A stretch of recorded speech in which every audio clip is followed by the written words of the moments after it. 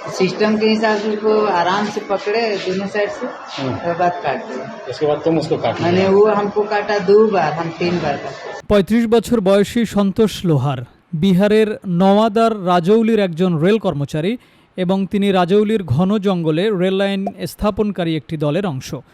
গত মঙ্গলবার রাতে খাবার খেয়ে ঘুমানোর প্রস্তুতি নিচ্ছিলেন এক রেলওয়ে কর্মী।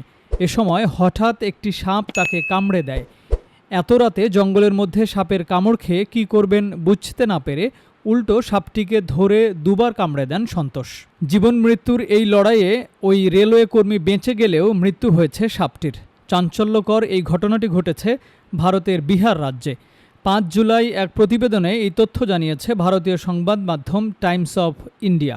স্থানীয় লোকেরা বিশ্বাস করেন কামড় দেওয়া সাপকে যদি পাল্টা কামড় দেওয়া যায় তাহলে সাপের বিষ নষ্ট হয়ে যায়।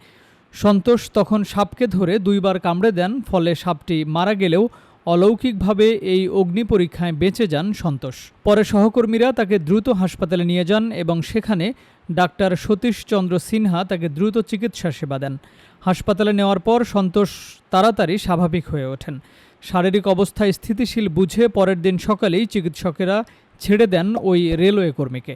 ডাক্তার সিনহাও নিশ্চিত করেছেন সন্তোষ চিকিৎসায় ভালোভাবে সাড়া দিয়েছেন এবং পরের দিন সকালে তাকে ছেড়ে দেওয়া হয়েছে। অবশ্য সাপের কামড় খেয়ে সন্তোষ প্রাণে বাঁচলেও বাঁচেনি সাপটি। মানুষের কামড় খেয়ে মৃত্যু হয়েছে তার।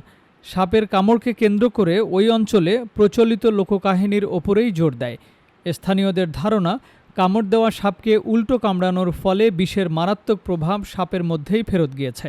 রেলওয়ে কর্মী সন্তোষ লোহারের ক্ষেত্রেও হয়তো তেমনই কিছু ঘটেছে বলে মনে করছেন কেউ কেউ।